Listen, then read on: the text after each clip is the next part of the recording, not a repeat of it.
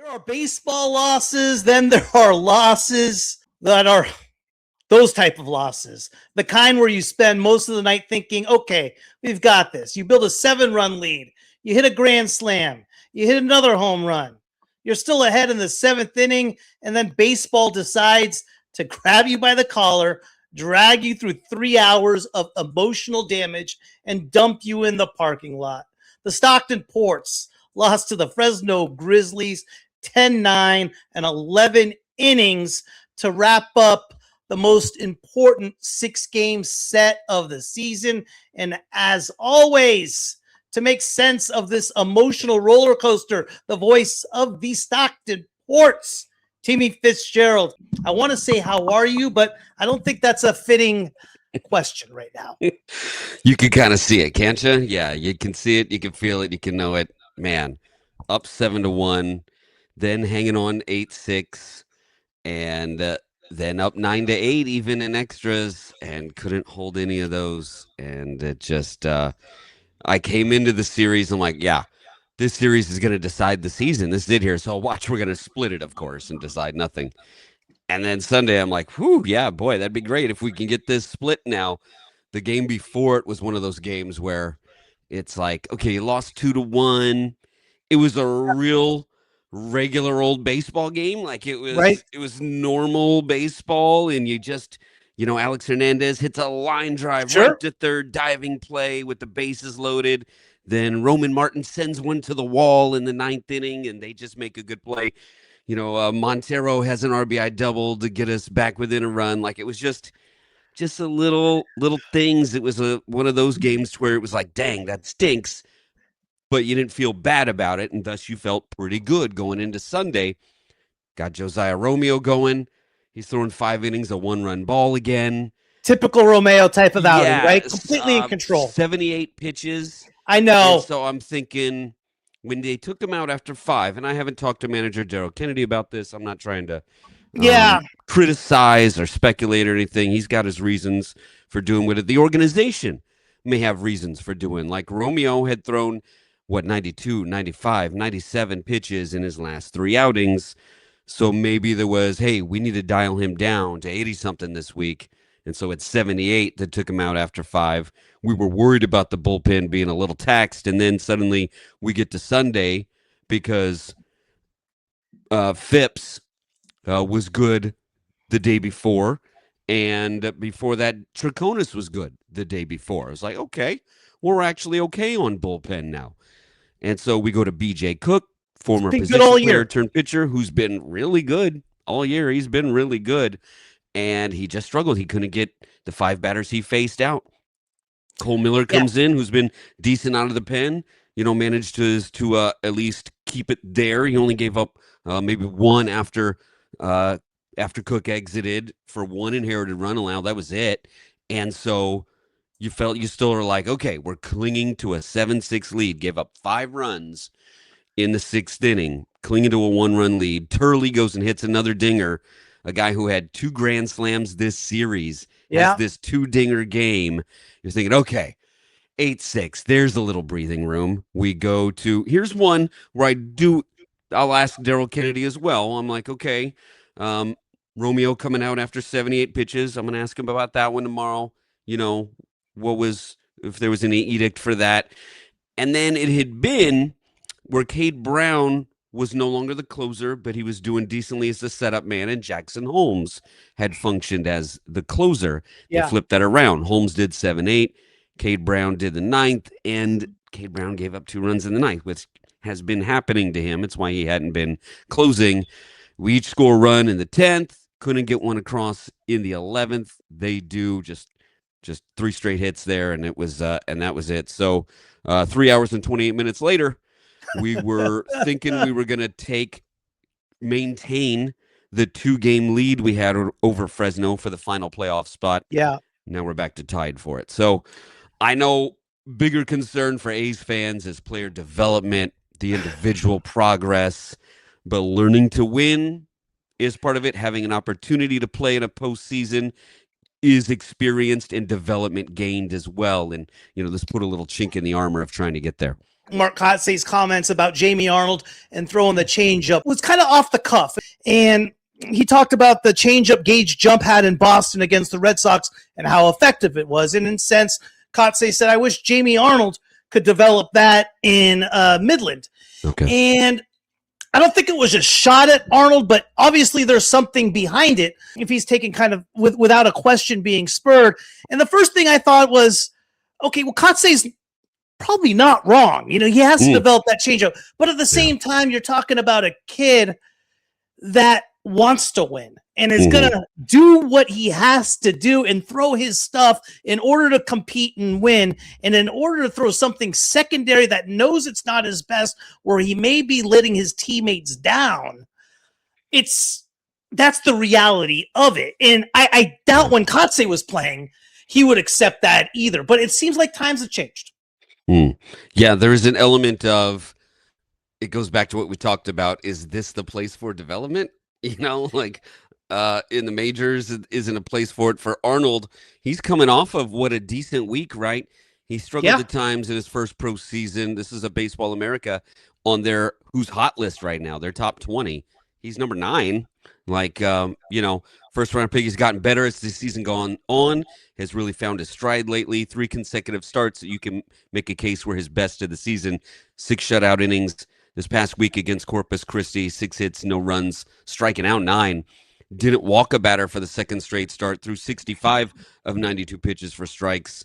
He's now punched out 25 and 17 and 2/3 in August, only walking 2. So outside of Cade Anderson, pitchers selected early in 25 have had their ups and downs. Arnold's is on the upswing right now, look to build off his last few starts. So that's from Baseball America, of his recent stretch he's on.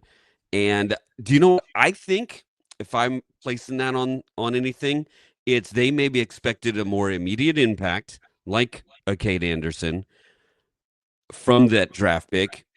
And Kotsay might be feeling the heat a little bit. Like, really,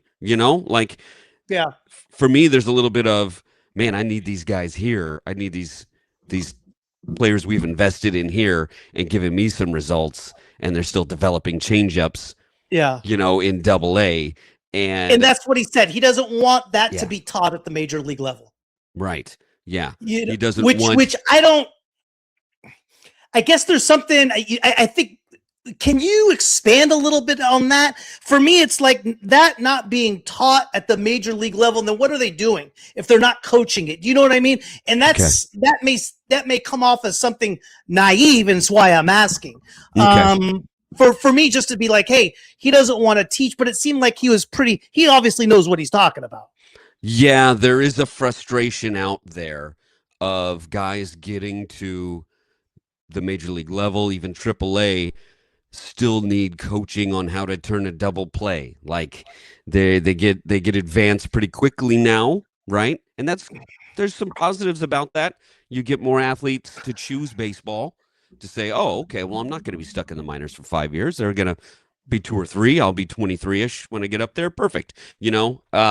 Especially the college guys, they're getting fast tracked. So without knowing the full quote of what he said there, like the vibe I'm getting is there is the frustration at the major league level, at higher levels of the minors, even in our levels of the minors, of like, how do these guys not know how to do that yet? They're still try to develop players and teach things like that at the highest level is becoming more common, and it didn't used to be. You came ready to play. The manager managed, finished your game. It was finishing school. There was some refinement. There were some last little bits. There were some adjustments. The coaching at the major league level was about adaptation, adjusting, being prepared at this level, at that level, at the majors, versus, okay, let's work on your changeup more. Let's, that stuff that should be taken care of at the lower levels before they come up to the bigs. Yeah. Back to this Fresno game. I want to touch on it a little bit, just because it was just such a heartbreaker. 7-0 at the end of 4. You're in the booth right now. Are you thinking this is a wrap? Or you feel pretty darn good about it? Or have you seen enough ball up there where nothing's a wrap? Good, with Romeo still going and thinking, okay, he's got 6 in him at least. So you're thinking, okay, get through 6, then you go Cook, Brown, Sure. Holmes, and you're okay. You end up using Dominic Morrow in there as well. From Once, Cincinnati up. yeah, and Cole Miller in there, who's doing better in a strictly relief role. Sure. But things got out of the plan I had in mind, and I'm not in the dugout, and I'm not getting the notes from up above that they're telling, hey, dial Romeo back in inning today, or thinking, okay, we've got this fresh bullpen, these guys need to get in, because there's also that development element to it, where as much as you want to just manage to win the game, like, well, these guys need to get their second appearance in this week. There's this management of appearances and innings and at bats and work getting in, development work getting in, that has to be attained at this level. That makes it tough. It's almost making it the line. It's the hope that kills you. Yeah. There's a little bit of that now, to where I'd kind of resigned myself. I'd gotten used to this year. Each year, I'd gotten a little bit more used to. Okay, Tim, it's about development here. This isn't the indie It's ball or so the hard. college game. It's Yeah, hard. it's not those things you've been used to. You're not watching a major league game. This is still about these guys getting better. But now you're in this playoff hunt, and I know our manager really wants it. DK, Sure. the whole coaching staff, they are amped and focused and really drilling in about this opportunity to make a postseason. And, the manager said he's been kind of talking about, things that are kind of defining the season a bit. And, maybe this can be one of them. You turn this into a positive or something to look back on later about the adversity you've overcome, because that's what this pitching coach Jim Gotts talked about. I want players to go through the tough times here so that they're ready for it at the higher levels, to go through all these situations. So in that stage, I'm thinking, yeah, this is a wrap. We're going to get this split. Let's at least get through 6 here, get into the 7th, and then I would feel better. And when we took almost, I'm not going to try to say I'm second guessing the move to take him out, because it was the first guess. I was like, okay, we're going Yeah. we're going to the pen right now. All right. Same with, Brown over Jackson Holmes late. So there are things that the manager has the reason we haven't discussed yet that I'll get into. I was pretty much, I drove down there to Fresno. So after 11 innings and a 3.5 hour game, I packed my gear up and I got the hell out of there, man. And I, didn't really discuss much with anybody.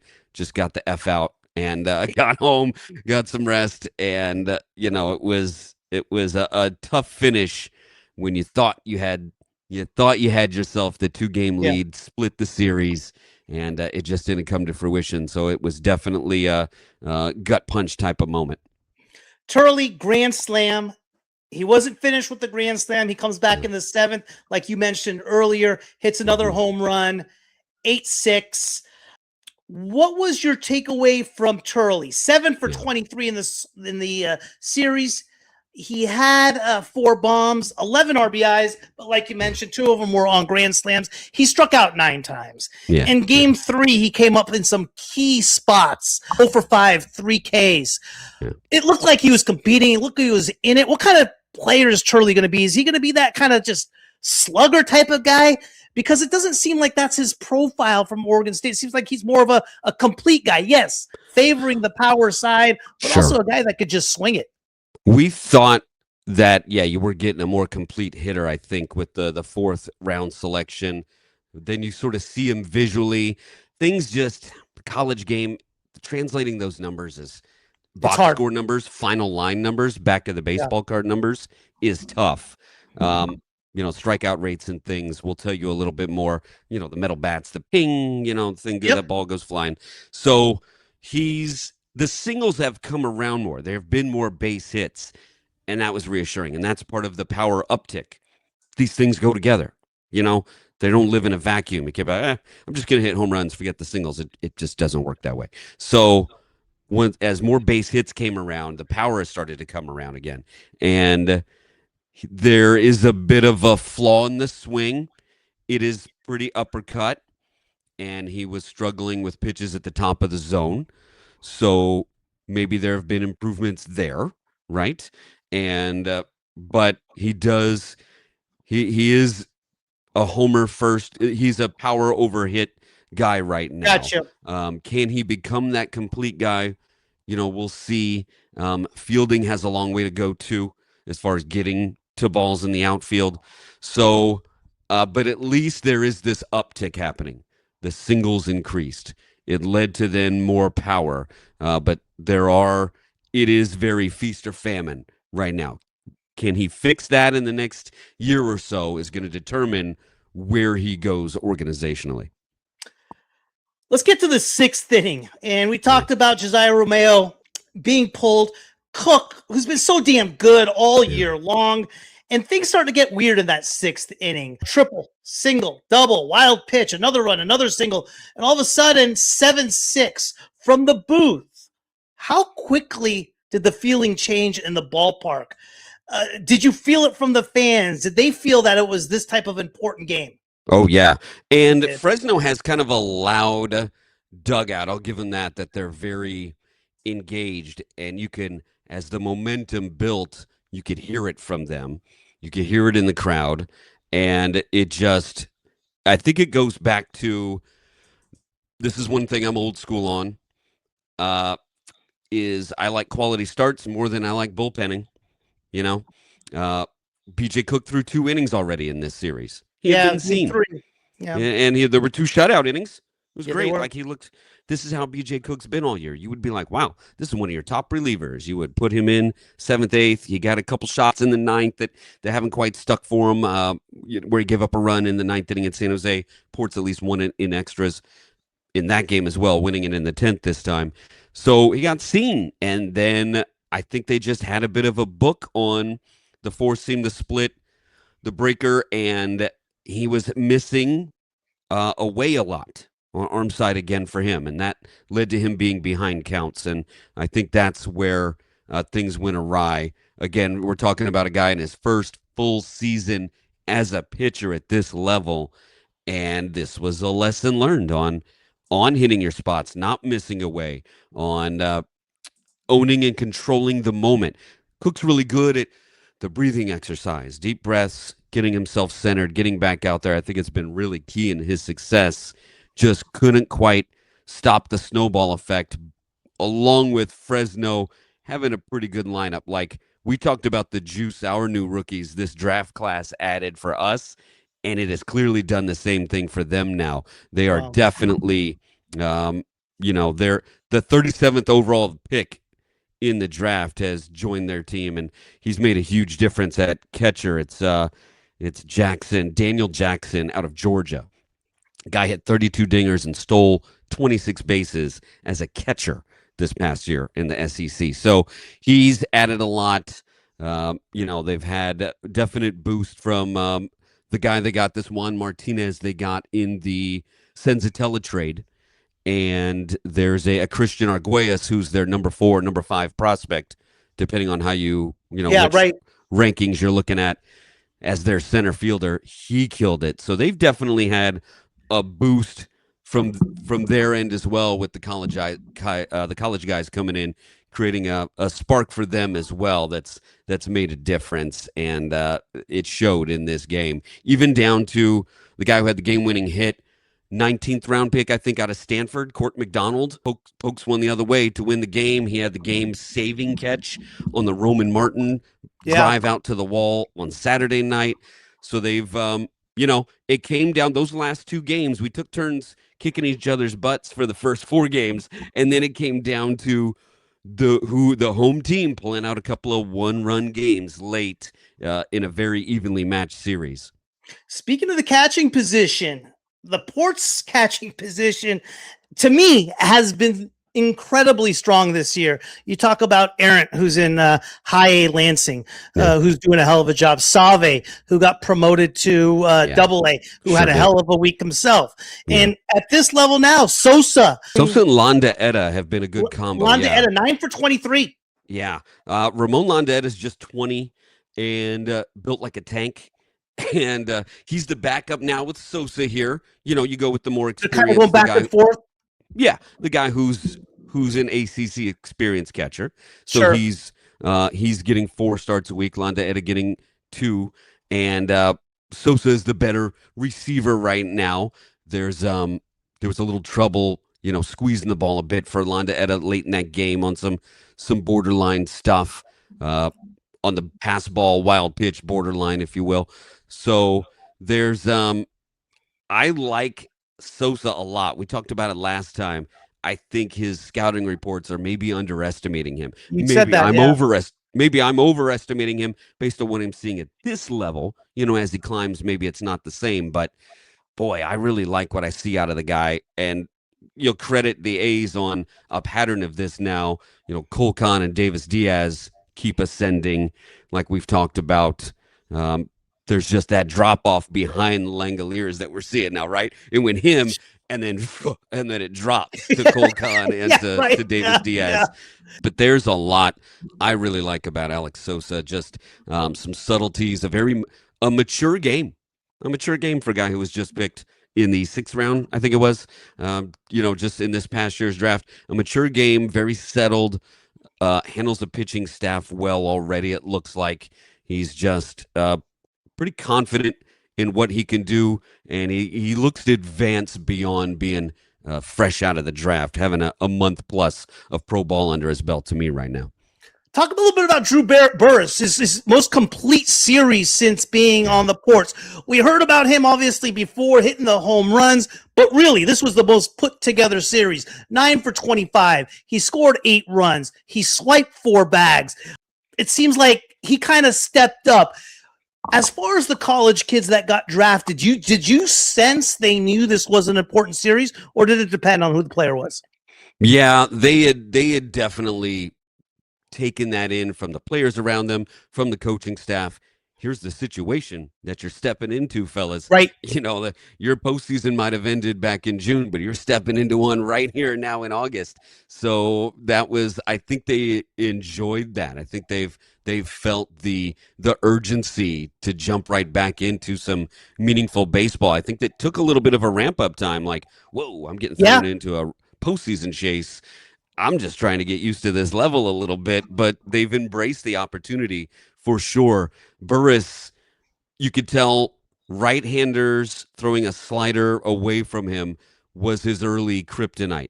I think in this past week, he's adjusted to it a bit. Saw more lefties too. That helped. But I think he laid off that better. He took his walks.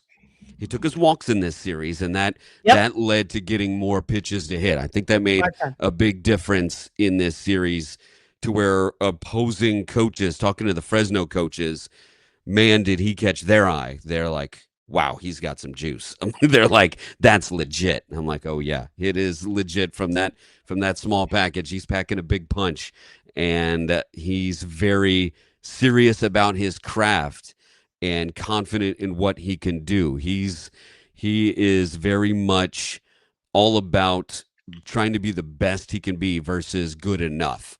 But there is something special about him beyond the tools up here that I think definitely made him appealing to the A's 8th overall. He's got an it factor, and he is out there to use it as he improves some base running decisions. Okay. And dealing with the sliders from righties low away, stuff diving away from him. I'm having trouble finding too much else wrong with the game right now. Some base running decisions, improving on those breaking balls away, and he's liable to have a rapid ascent. Maybe not Nick Kurtz fast, Jacob Wilson fast, but it's going to be at a similar pace. Think maybe more Kuroda Grauer. And that didn't take long either, right? Yeah. Defensively is, and obviously center fielder we have right now is Bolte, who athleticism is incredible. Speed is off the charts. Yes. But his routes he takes to the ball and coming in and going out and the jumps he's taking, you're kind of like, is he that guy? You know what I mean? So as far as Burress, is he more of a natural defensive center fielder, or is he average, above average? What do you grade him defensively? Certainly above average. That part's easy. And then to the refinement of routes and things, there's a certain amount of just good decision making so far of how to get to the ball. Put it that way. He's definitely a center fielder who owns that area. Like, he's not giving way to right or left fielder on stuff. Yeah. He's that ball is his, and he's gonna go get it. There's certainly an aspect of confidence there as well. I'd say he's at least above average. Worst case scenario, he moves to a corner, but he looks pretty good in center. The Bolte thing, I wonder if there's got to be some stadium adjustment involved. First time I'm in a sure there ballpark. is. Yeah. I see that in the background for the first time. I've had a lot of center fielders at Yeah. different levels. There's one that's like, can we paint the press box because it's white? And Sure. at one stadium I played at, Indy Ball. So there's certainly a stadium adjustment. The speed of the game. I feel like you give Bolte next season, you might see some improvement in that regard. I think you'll be pleasantly surprised with how that goes. But I'd say Burris does seem pretty natural in center. There's a couple of times where even he, though, you could tell is adjusting to this level. Like, whoa, oh, that's still carrying. Like, I end up out of the picture here because he had to go further back than he thought. There's a couple of those. And I think that's probably happened to Bolte at the major league level. You're like, whoa, this thing's still going. Or dang, it's really top spinning down. I think he still ends up a B plus Bolte defensively, and at this level right now, that's what Burris is, with a chance to even go up higher from there. What's interesting and what really comes down to that center field job with the big club is Denzel Clark's bat, because if his bat hits 250, I think that job's his. That's plenty, right? Yeah, exactly. Right now, he's a defensive sub. Roman Martin, has he regressed a little bit? Got into an incredibly hot start. What was strange about his week? 4 for 25. He only struck out 3 times. When I saw him, it never looked like he was getting overpowered. But what's your take on him this week? Is it just one of those weeks that just, hey, bad luck, didn't work out? Yeah. I wouldn't call this a regression as much as just coming back to earth a bit, back to the mean. Sure. Regressing to the mean, it would be the most regression you could give of, the hot start maybe doesn't sustain, but, and he's probably our next guest on this show next week. But I think it was just the sort of the batting average on balls and play gods correcting things a little bit. He had some hard hit outs this series. Again, the strikeouts are minimal. Is he the most powerful guy? No. He is Jacob Wilson-esque. He's Kuroda Grauer-ish. And he's going to hit to all fields, though. There's going to be some gap power. There'll be doubles, but it's going to be mostly he's going to be one of those rare birds, if he makes the majors, that is going to hit 300. Like, I know are there maybe, how many guys are hitting 300? In the 40-ish, maybe? Is it 40-something guys maybe hitting 300 in the majors right now, if that? But he's going to be one if he gets there. If he keeps developing, he profiles as that. That's who he's going to be. There'll be some doubles. I think he's just super solid, just a metronome of productivity. He was a guy that was supposed to be a big deal his senior year of high school and didn't repeat what he did his junior year. Withdrew from the draft even, went to UCLA, had a rough freshman year there, and then really got into a groove. So I think he's somebody that a week like this, considering the adversity of up and down whole seasons in his career that he's gone through before, I think it's going to be dirt off your shoulders. You can hear the Jay-Z in your head, because he's just going to kind of move right on from this and be a really solid, steady producer, I think, moving forward. And you'll probably see him rebound again this week to have it another solid stretch where some balls are landing for him again.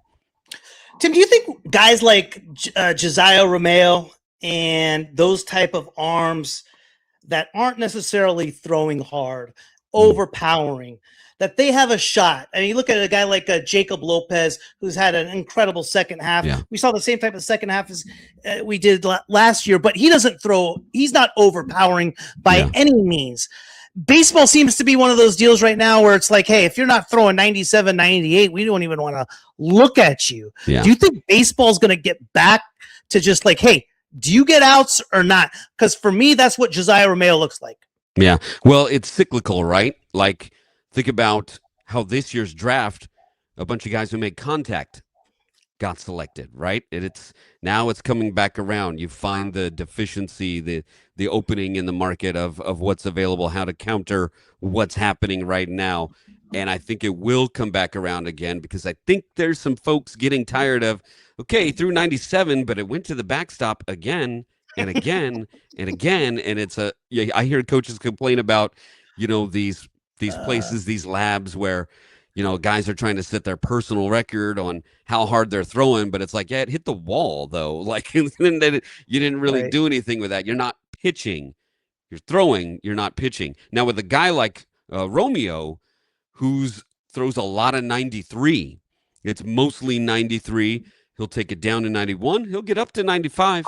He will. But he'll sit at 93. Okay. We're also talking about a 20-year-old to where as he I physically got you. fills out, That's much left. Yeah. could sit at 94, could sit at 95. You never know, right? Like a weigh-in Lynn. You're thinking as time goes on, it's he's going to add to that 92, and then so there's some projection in there. Same with Maury. You're thinking, I bet that 92 turns into 95 someday. There's some projection involved in this with teenagers, especially, and Romeo just now 20, to where I could see him being a guy who averages 94, and that's becoming cool again. It got to where 93 was the new 90. Now maybe it's okay, maybe 92 is our cutoff now. I still feel like it's 93 is sort of like, okay, you got to at least be getting there for us because velo does change everything. It is the toughest thing. It is the great denominator, the equalizer. It's what is what gives hitters the most trouble, plain and simply. It does change things, but I think front offices, coaches are getting tired of the walks. So if you can't throw strikes, they've been tired of the walks, but you just you sort of dealt with it like, okay, Blake Snell, we'll deal with the walks, right? Because of how you're punching guys out and how effective you are for at least 5 to 6 innings. Now that's part of that ebb and flow where now it seems like it's coming back around to where, let's keep the defense busy. Let's you got these 8 guys back here to make plays for you. And the catcher in front of you, if it comes to that. So where, getting outs, working more efficiently and quickly is coming back in vogue. It's part of the pendulum swinging. It's why I never do the John Smoltz thing where I just bag on modern baseball for 3 hours because I know it's gonna change again. That's just how the pendulum swings. That's just how things work in this game. Before we get to Tim's take, 12 games left. You got 6 in Stockton against Ontario. Then you go to Visalia for 6, I believe. Yeah. And then Fresno has the tiebreaker. Am I correct? They will have, being that they've won the season series with us. Okay. Yes. Yeah. So you actually got to get them by 1. And who's Fresno have left? I hope they have San Jose. They got San Jose one more time, who's on a heater. They've won like 9 straight or something right now. Wow. And then I think they have Inland Empire. Is there who's in the mix in the South right now? They're actually in there in the second half. Tough. Yeah, new farm system. Same sort of result where they're having a good second half, but Ontario did take the last 3 of that series that they were having, and Inland Empire, dropped 3 there. So now it's a 5-game lead. Ontario's 32-22 here in the second half, and the Dodgers didn't throw money at that. That's the Dodgers minor league development that they've put together. Again, another great single A team. And, San Jose has won 10 straight. Pardon me. I forgot Sunday. They tacked on another one. So they've won 10 straight. They're 33-21 here in the second half. So, but they've got that first half spot lock. That's a new rule this year, a new playoff format this year is the best win percentage in the second half. gets the playoff spot versus it used to be overall. So that's a new twist to 2026 that has the Ports in the mix, which I like. I guess there was a theory of, okay, well, maybe you didn't win either half, but you had a good year overall, so you deserve to get a playoff spot if you didn't win that second half, win one of the halves. But I think this reflects the changes at this level more. That's why you have the 2-half format, because how you can have two different teams. Like this Fresno team we just played, maybe a handful of guys from when we last played them in early July, and same for us, is quite a few changes, but I think this reflects that better. So we've got to go head to head with the team leading the South, show we belong in this mix. You can't be, oh no, we got to play a good team. Yeah, well, you need to beat a good team. If you want to be a good team, you want to make the playoffs, beat a playoff team. So that's the challenge in front of them this week, that they're going to have to show that they can do at this level. You hope this is a situation they learn from to apply to the major league someday. Hey, when we were in this situation, I was just going to ask you. My point being is like, hey, you got so many wild cards. You got 6 from each side, 12 total teams out of 30, almost 50%. Yeah. Reward 1 from each side on second half play. Keep your fan base more interested. Injuries have a factor in the first half. Yeah. If the teams are all even, you want the best teams to be in the postseason. So that's something I don't think they'll ever consider, but who knows? Yeah, too much revenue. And I think that's where at least the half makes up for the lack of wild cards. Like there's no wild cards at this level. So you do the 2-half thing. It's kind of the compensation of it. Because a lot of times a wild card team that gets in hot had a good second half, right? They're that team. So that's what we got. Then we go to Visalia, who's bringing up the rear. So that bodes well for us a little bit. Business, though, yeah. At least Fresno's got to deal with 2 winning teams. And San Jose has had their number. As much as you would have liked to have earned it head-to-head, beggars can't be choosers. We'll take whatever we can get here to get us into that thing. And for these guys to learn some lessons about closing out a season strong, and getting into the postseason, and then having success there, that you're going to have to run a gauntlet sometimes to get into that situation. Tim's take. What do you got this week, Tim? I can't wait. I've been mostly old school so far. I got a new school one to finish, man. It's still the resistance to analytics, to the formulas when you can't see a guy. It's still helpful. I think these things are very helpful when you're like, okay, it's my first time getting a look at this guy. Let's see what we think here, to have an idea of what to expect, a way to quantify what you're seeing. Like we have anecdotally what we're seeing. Boy, it looks like this. It seems like this. I can check these numbers and go, oh, it is. I like it still. It's helpful for me. I like it. I appreciate it. I want to embrace being in the balance, being part of the new school and the old school. But it still is like, oh, this sabermetrics don't, you don't need analytics for this or for that. But I'm like, okay, like the smallest analytic department in the majors is going to end up in last place, right? Yeah, and I was just going to refer to that. That's been a big topic of conversation, is the article that I forget who Rosenfeld put out. Yeah. And for the most part, anything critical on the A's, I'm like, hey, they're just looking to take a shot at it. Yeah. I thought this one was right on. But when you have an analytic team of 6 compared to other organizations like the Dodgers, 30 to 50, and that's just not the Dodgers. I'm not pointing at the Dodgers. Most MLB teams are around 5 times the size of the A's. It matters. And when the A's are always chasing trends, and by the time they get used to it, somebody else in another organization is coming up with a new trend. They're always behind. Yeah.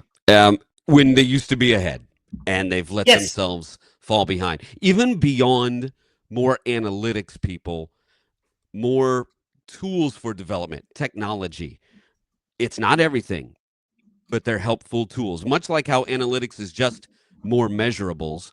Think of a scouting combine. Okay, he hit it this hard. He ran this fast. It's just another stopwatch, but it's nice to have all that stuff. And the A's have fallen behind in that regard, in development, in the technology, and ways to see what's going on, especially in the pitching. If they're lagging behind this badly in pitching development right now, I think more can be done in shape, development, and without just all the emphasis on velo, right? More can be done about pitchability, about technique, and applying that to have a guy be their best self, to, like you're talking about, using their stuff properly in order to really be the best player they can be, with versus a generalization, something specialized for them, like you're talking about, right? That's the resistance is still around. I thought we were getting there. There's more new school baseball people in the industry who have been indoctrinated, who have grown up with the analytics, to where it's not something foreign to them, just coming from some stuffed shirt Ivy Leaguers, right? And that was the problem, was baseball resisted it. That's why they lost control of front offices once they fell behind. Once the analytics people, these Ivy Leaguers, could promise them they would save the owners money. Well, that's all they needed, isn't it? Right? So you still got some boots on the ground. You still have coaches who are resistant to it, dismissive of it, versus, okay, I'll keep that in mind. That's all you need. Just keep it in mind, understand it, know it. There are coaches still in the game who are older, who have embraced it, who have decided to not be a dinosaur, that are able to stick around. Put it that way. You at least acknowledge it. You're aware of it. You factor it in. I don't like the sabermetrician making everything about it, that it's the but it's an important tool you got to use. But it's an important tool. That still exists. I thought we were past that, but I guess we're not yet. So here we are. The other one is still, when do the players get their turn to counter the propaganda involving the salary cap? When's their turn? Because baseball gets to just flood us with this propaganda. That's their whole strategy, right? Yes, because they control their network. They control. I'm sure they got someone like Jeff Passan under in their payroll to come up with scare tactics, etc. And it's interesting that the player. Well, you got to remember also the MLBPA was partners with the commissioner on the WBC. So they were sitting there high-fiving how great it is and everything. They're working together on it.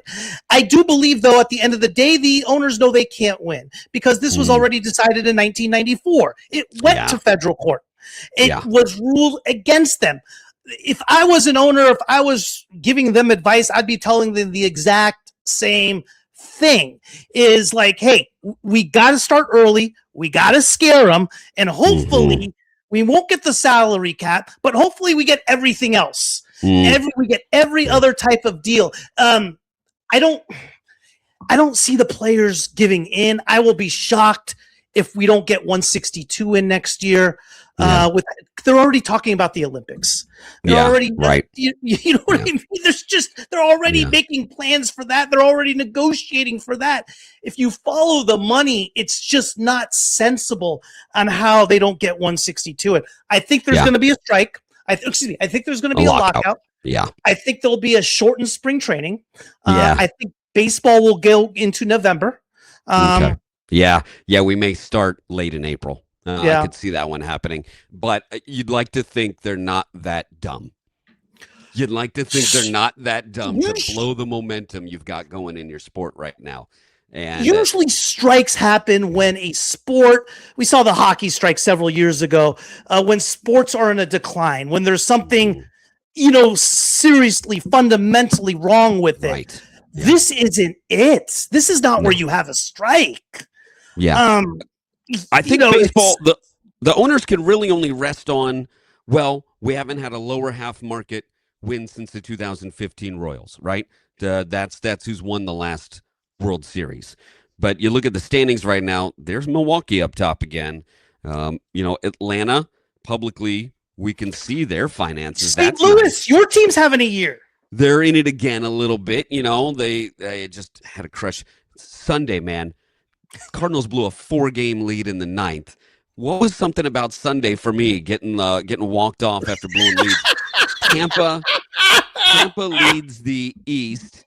You got the White Sox getting up off the mat, remembering they're a top 3 market. So, I get that, but Cleveland's not far behind them. Then there's this A's are mess still in the at West. 13 back in the AL West. Yeah, then there's this mess in the West. It's just like, oh my God. As far as the AL is concerned, I get that there is this perception that they're working with. The fan, unfortunately, I don't mean to make another political tie-in here, but the American voting public isn't always aware of those issues very well. No. And it's the same for fans in the economic issues in You're sports absolutely right. as well. Yeah. I was talking to a reporter at the Defector talking about, she talked to Vinny Pasquantino, who's like, even his neighbors around him were pro salary cap. And then he explains to them, well, here's our point of view on it. And they completely flip, right? There's this perception they're trying to take advantage of that the public doesn't really have all the information of. So baseball is going to shove this propaganda down their throat. There's this, in one of the commercials about it, they use a CBS News article. Should baseball have a cap or something in that? You actually read this article that they're just using a photo of a headline of, and it craps on the idea of a cap. There was a time when I thought, okay, maybe that is a good idea. Watching the other leagues operate, thinking, well, Patrick Mahomes, Steph Curry, they're not starving for cash. Yeah. But then you see, as it's played out longer, I've become less sold on the idea that a cap is the answer, that you have to have it. Because the NBA saw a little revenue drop, and that hurt them a little bit. There was a time in the pandemic times where I'm like, oh man, if baseball had a cap and the players were getting a percentage of revenue, that'd be a boon for them right now. But as time has gone on, I've seen the flaws come up in the other sports with their cap system. We've talked about no need for Wembanyama to take a discount. Like, there's no need for that. That shouldn't have to happen in order for a player to succeed. You should get your fair market share that you deserve, and it just runs counter to everything these billionaires talk about normally. But they're the ones with their own media system that they can control this messaging. I would love, if I were a top player rep in the majors, I would love to buy time specifically after they run that, just directly after it, and to come on and be all, well, that was interesting, and then lay out the MLB PA's counterpoints to all that immediately after it. You can't do that probably not on the MLB TV streaming, but I've seen them running it in other places. Yeah. Other places where you're like, why is this running on Bravo? What are we doing here right now? Like, is this your core? They're just trying to control the masses' thought on this, the public perception of it, and they think that's how they're going to win this. They always talk a big game about let's not negotiate publicly. Then they go and That's all they do. That's all they do. I like the fact that the Dodgers honestly are paying $80 million a year for Edwin Diaz and Kyle Tucker. So absolutely fine, do that. And then other teams do it their way. They're not completely wrong about wanting to close a gap. Even the players see that. But that includes a floor, and free agency, as we've talked about, is a bad investment mostly. So it really needs to be more about paying the 20-year-olds better money, paying the 26 to 30-year-old guys better. I think the service time is brutal too. Yeah, exactly. So that's the stuff that needs to change. Make everybody a Super 2, or make it easier to get to that, or increase this bonus pool that's helped reduce the amount of times that teams are manipulating service time. It's at least cut it down a little bit to where that's happening a lot less than it used to. Used to be the default mode. Now it's like, oh, well, let's make sure he's still eligible for Rookie of the Year next season, so we can get a compensatory pick for that, right? So it's helped. It's helped. The what's last interesting one helped. It's just taking the next step from there without a cap. About the political landscape about that's so interesting, because you got the same group of people that 95% of the time are 100% against the owners, but in a issue where you would think they would be against the owners, and for the players, they're the opposite. It's so weird because they think, oh, well, it's just billionaires versus millionaires. No, Right? it is owners Yeah. versus labor. This is labor. And Yes, it is. unfortunately, in the grander scheme of things, people have underappreciated labor in our world as well. A manual labor type industry has, their rights, all this right to work stuff and thinking, and it's, especially it strikes me when these players who are so dependent on their union then vote for union busters outside of, in the political spectrum. You're like, oh gosh, you're not seeing this at all. So it's, not to veer into that end of things again, but it's hard not to when it's about economics and labor and perception and public awareness on an issue, in that, they see it as just millionaires versus billionaires rather than labor versus owners who would strip away everything they could from these players if their owner didn't, their union didn't stand up for them. They would go right back to pre-Kurt Flood if they could, if that union folded today. And their last thing, is actually, if you even look even deeper into it, it's not even the owners versus players. It's the Mets and Dodgers versus everybody else. Because Sure. there is a salary cap in baseball. It's called the luxury tax. Yeah. And only 2 teams have decided to go over that and said, screw it, we'll pay it. And the Mets and the Dodgers. And you really simplify it like that. It's like, come on, what are we doing?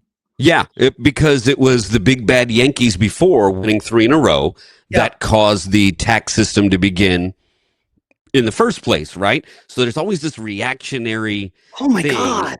Yeah, like, oh my gosh, the Dodgers, it's this whole Dodgers are ruining baseball thing. Yeah, It's right. like they've just playoff made the last right year. choices. Great point. Yeah, the Mets are doing the same thing while making terrible choices. You know what I'm saying? Like, while having a bad culture and a strapped farm system. It matters. Because, they've tried to just plug gaps instead of develop.